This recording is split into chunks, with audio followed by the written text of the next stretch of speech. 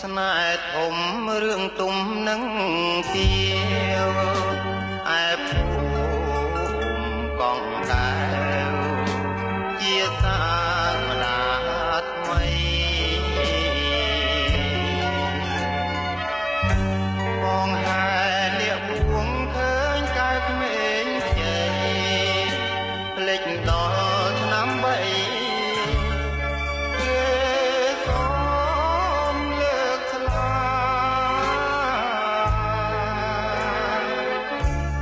ឈ្មោះដូចកង់ពីរោះកនឡងដីអូននឹងបងជាប់ព្រំចំការ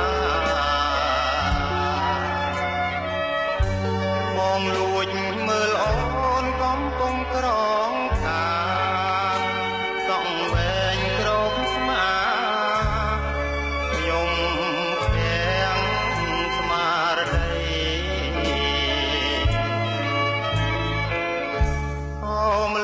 ជ្រៃក្រំ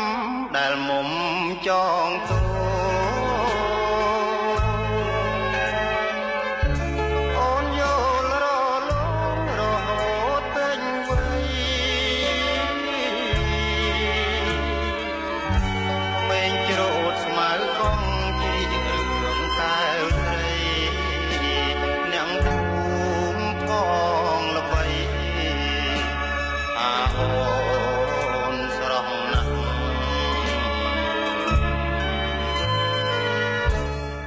ឡាបកងកែស្មើទាវក្នុងរឿងសាច់ស្រ